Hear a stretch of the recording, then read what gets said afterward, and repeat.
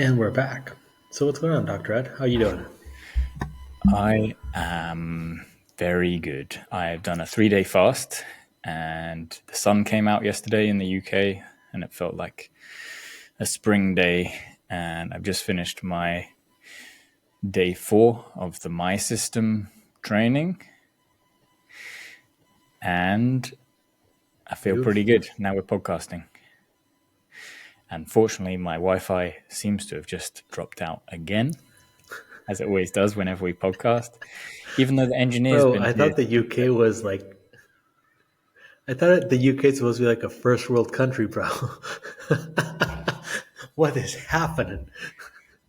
I don't understand. You don't even live like out in the boonies and it's As long as you can hear me, we're all good, right?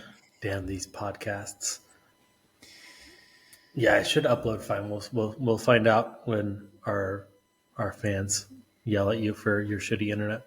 Did they But yell you at are me trying for to the last live the Jack episode? Cruz life, which is I don't think so. I don't know. I haven't paid attention to any comments. I haven't seen any comments, to be truthful. I just see thumbs up, so I think we're okay. I don't know. On the audio, I think it all sounds great.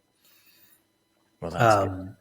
But so 3 day fast and some sunlight. Talk to me. Why did you decide to do a 3 day fast? It was the spring equinox yesterday, I think, which is the day where the Earth's tilt changes the season essentially from winter to spring. And the Okay. idea behind the fasting is that you essentially clear your system of all cellular debris, and you kind of give your immune system a reset. And a lot of people get allergies at this time of the year. And I found the years that I do this fast for 3 days prior to the spring, my allergies are way better in the spring and the summer. So I just thought, why not? And Oh, nice. it was a period Okay. where I wanted to kind of reset a few things psychologically as well and be a bit more organized. And when you don't have to think about preparing meals for 3 days, you kind of get this sense that you have way more time than you would normally have. So it was just a good experience of what do I want to spend time doing and which avenues from thinking a lot over the winter do I want to kind of invest my time and effort into. So that's where we are. Nice. Beautiful. How did you break your fast? What was like the first meal back? Well, you'll probably frown at me based on previous stories, but I bought some cured meats and cheeses, and then I was on the way back from the shops, and the sun was super nice, and Jesus. I just got in the park, took my t-shirt off, and sat there eating with olives and anchovies, and it was like a full-on tapas experience. And then I came home and I had a lamb shank, or 2 lamb shanks actually. Nice. They were delicious. Oh, beautiful. That sounds like a great way to break a fast. Speaking of sunlight, I think we called it last year that this was going to be the new trending thing, and it's starting to become the new trending thing. You see people like Mark Bell starting to talk quite a bit about it. They just did a podcast with Dr. Jack Cruz. However, you posted a video reel earlier today on a guy trying to heal his shoulder pain with by only using red light therapy. Can we stop being extremist about everything? That would be my question. So you could see in the picture clearly there was like a complete collapse of the pec. The bicep was almost non-existent. There does need to be a balance of movement and hydration and nutrition. Like there needs to be a balance. Yes, okay, light is extremely beneficial for the body, but it's not. I mean, obviously, it's not anti-aging. Otherwise, our ancestors would have been living to 120, 130 years old, right? So there is this sort of need to understand a little bit of how much is too much and how little is too little. I would say the majority of the population at the moment probably gets way too little. But we can't just say that this is the absolute way to heal and treat everything, can we?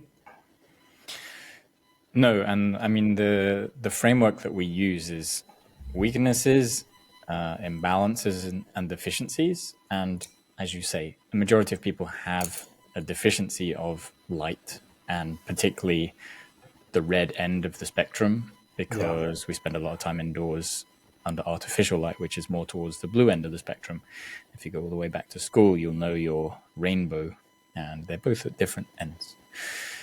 So that's the first thing. But we also have Right. imbalances in movement patterns, and the red light can be useful for an acute issue to reduce pain, but you actually have to change what you're doing causing pain. I mean, if you cut yourself, you wouldn't keep cutting yourself and just shine red light on it, expecting the red light to make the cut better.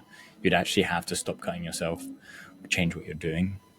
It's the same concept here. I had a few people reach out and be like, "Oh, so what's he doing?" If you want to learn about that, then join Moved Academy, because it's literally all we talk about, these imbalances and deficiencies. So Yeah. if you're a coach, come and understand. If you're an individual Truth. with pain, reach out and we can help you. There are some very easy things that you can implement, or not easy, simple things that you can implement that are going to help with pain. And just strapping an electronic device and getting on with what you don't normally do is not going to solve the problem. And I can guarantee it's not going to solve his problem. Yeah, and I mean, from again, if you're in the strength and conditioning aspect of things, or you're a gym goer, a constant trainer, mover, whatever you want to call it, if you use these machines or these tools to help alleviate the discomfort, is one thing. For you to not change the way you do the exercises, it's only going to gear the same result, only louder. And we talked to that about that quite a bit.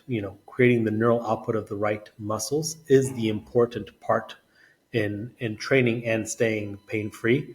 And this is from high level athletes to average athletes. Like, there's a spectrum that we're looking at, and I don't.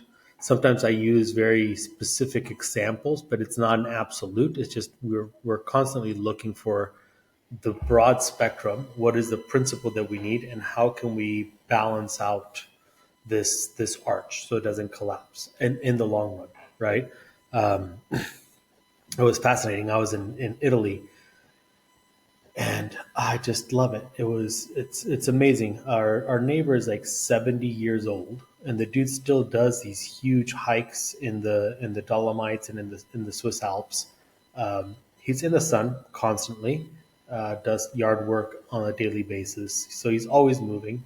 But you can also see how much they enjoy life. So they invited us over for lunch, and it was about a 4 hour ordeal of constant food and wine, which is also a funny thing that everybody that talks negative. Have you noticed that it's mainly Americans that are talking negative about alcohol? Right? It's not most Europeans are too bad about it, but I think it's the quantity and the reason that they start to drink alcohol more so than what the alcohol, like, yes, how the alcohol affects you. But it was interesting. This guy's 70 years old, and we went through a couple bottles of wine. Now, obviously, this is a special occasion, but you see at lunchtime, adults have lunch. They get together, whether it's a business meeting or just a casual thing. They socialize. They're not on their phones. They're talking to each other, and they'll have 1 to 2 glasses of wine, and they go on with their day. So, like, that's one of the coolest things of being these small towns in Italy, is you get to see why they have one of the blue zones, and they live for so long, is because they actually have socialization as a major part of what they do. Their food consumption is based highly on quality, not quantity. And same with their drinking consumption, right? It's like we had some nice wines. He makes his own spirits and stuff, so we're testing those out. So there's these points of excess, but for the most part, like, just on a daily basis, you would have 1 to 2 glasses of wine. But you're doing yard work. You wake up early in the morning. You start to move around. You go for your daily walks around the town, and converse and socialize. And so it was a wonderful way to see how society can be. But because we look at these extremes of what the big cities have created, or the drinking problems of excess drinking on a daily basis at home by yourself, not the social aspect of it, we demonize a lot of things. Yeah, I know. I mean, it's in line with kind of Jack's work in that those people are probably drinking and eating foods that were manufactured, processed, all in the local environment. And that's some kind of big element of the things that he Right. says is that it's the sun that you're living in will dictate the foods that you should eat and the behaviors that you will be enacting, Right. and also manifest the community and the whole socialization element too, because people will act a certain way and then everybody kind of comes together, and that's actually a big part of I think he put the community element, relationships with other people, before diet and exercise in terms of health promoting factors,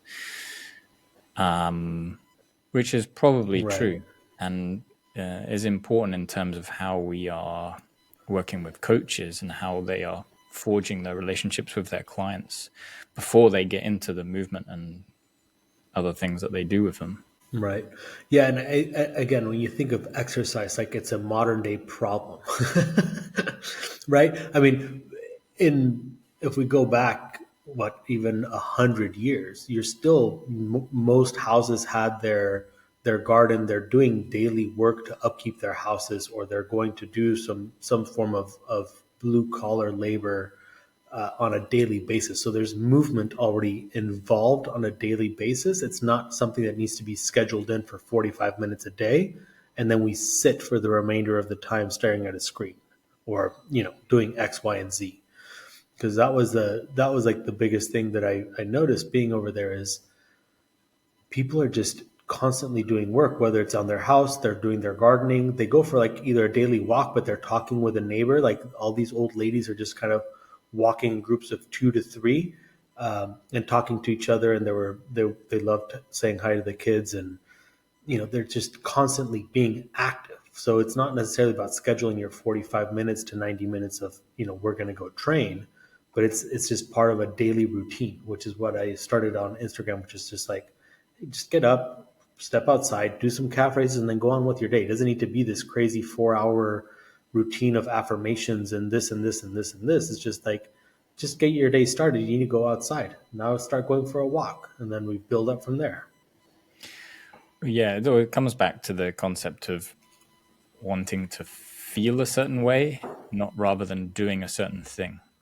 Because if you feel good, then you're more likely to keep doing things that make you feel good, Right. as opposed to just doing something for the sake of ticking the box and then moving on to the next thing. You're always going to end up feeling burnt out when you go down that rabbit hole. And I guess the environment plays a big role there too, particularly when you have like nice countryside and nicer weather to just jump out at any time and go and do whatever you want to do with whoever. Right. Yeah, it was pretty cool. It was funny watching. I mean, even Day and I fell into the rhythm so fast. Um, it shows you the difference of being in a big city versus being in the country. Because I mean, it's like 8:30 at night, and we're both passing out. The kids, like, the sun would go down, and because we don't have any screens, we don't have anything over there, they would just go straight to bed. And we were active all day, running around and just hanging out, having a good time. But sunrise would happen, and we would wake up, pretty much along with the sun rising. So the rhythms seem to naturally put themselves in play, which I think is a lot easier to do than when you're in a big city and the socializing needs to happen at dark, because most people are working their 9 to 5 or 9 to 6. So it's an interesting change of dynamics in that sense. Uh, yeah, I mean, not everybody can head out to the countryside, but I think for me, it's like, we did 1 week, and I feel super rested. And I'm excited to be back in the city because I do enjoy the chaos of life, and I like the action, and I like to, you know, be in the big city. So I think it's, if you have the opportunity to just step out even for a few days, maybe every couple months to go somewhere that is completely disconnected. It's so nice. I think that's one of the reasons we chose not to have Wi-Fi at the house, because there's pretty shitty data, so it kind of forces you to be less and less on your phone. Yeah, I think it's great. I mean, kind of feeds into what we were talking about with what Jack I Cruz. guess in your case, you could just be in your apartment with your shitty Wi-Fi. Yes, can be. I'm gonna have to sort that out again after this podcast. I'm sorry, I had to go there. It feeds into what Anyway, Jack was Jack talking Cruz, about. we're Yeah, listening. so he held an event in El Salvador the weekend just passed, and there were a handful of people that attended, of kind of in the sphere of using different methods, decentralized physicians, decentralized thinkers, Bitcoiners, all of these people that want to change the status quo. And it seems like he's building a system in El Salvador involving the government, but not allowing the government to have power, where they can start to do these things like build hospitals, but make sure that people are able to sleep and get access to good light and good air and good water, all of the things you'd expect from a hospital somewhere that people need all of these things to recover and heal.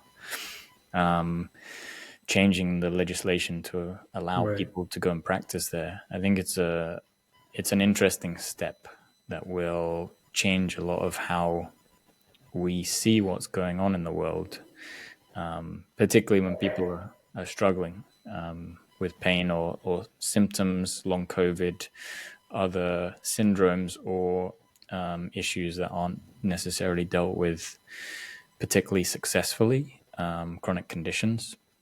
And just by, as we've been discussing, just by getting people over to places like El Salvador, in the countryside, in the sun, where they have these cultural dynamics that allow you to be a bit more in tune with your body and nature. I think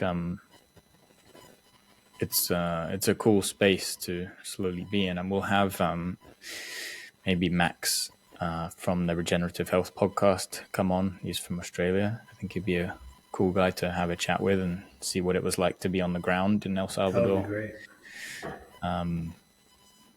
But yeah, there's lots of benefits from going away from the city. A question for a little bit.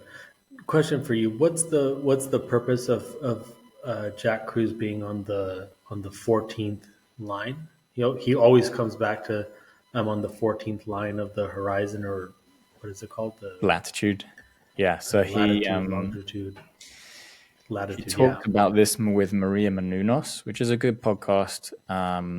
So he bases this off the work of Doug Wallace, who basically discovered mitochondrial biology and how they are inherited from our mothers predominantly, and that basically with every decade of your life, you will lose approximately 10% of mitochondrial function. And his remedy for that fact is by moving closer and closer to the equator, because you have more stable light. So we've just gone through time zone changes, and we have later mornings in the winter, earlier mornings in the summer in the northern hemisphere or in the southern hemisphere. But on the equator, you lose that shift and get more stable conditions, which allows your rhythms to be more regular and consistent. And he suggests that that's a way that he can mitigate some of the assumed risks of aging, I guess. Gotcha. Okay. Yeah, because I was always wondering why he chose the 14th longitude line. I mean, he definitely I chose know. El Salvador because I'm Bitcoin trying to think of was what legal other in Canada. cities okay, which is always kind of nice. As it's still booming. When's the crash going to happen? Or do you think it's not going to crash? I mean, the purists would say it doesn't matter because in El Salvador they use dollars, but everything's priced without inflation because they offset that with their Bitcoin. And then they also accept Bitcoin, which doesn't matter how much it costs because they just use Satoshis. So it's if you don't transfer it to another currency, it just has an intrinsic value, which is it's the opposite perspective to one we would have. But yeah, who knows when it's going to crash and go up again. I dig it, bro. So what's new in the works with you? What'd you do for the workout today? I saw you did some time under tension with the barbell. For you guys that don't know, time under tension is a great warm-up tool that gets your whole body kind of comfortable under heavy weight, and you essentially do the Swami breathing and tensing, but large loads on top of you. Yeah, I did. I warmed up with Swami just to see where I felt any disconnection. And I felt pretty connected actually in general. It's always me is connecting the lower body to the upper body. So I warmed up with the transverse. So that was the heavy loads. And I built up to whatever weight was in my story, I think, which is fairly heavy for me for a barbell. Nice. And then went from there to neutral grip lat pull downs, which felt really good. Much more connected after having the heavy load on my back. Oh, and just like that, folks, we have lost Dr. Ed. We don't know what happened. Still here. I'm telling you guys, I love the purity of this man, but he needs some better Wi-Fi in his life, at least for the podcast. Anywho, we'll stop it there, guys. We'll continue on the next episode. I hope you enjoyed it. We'll talk to you soon.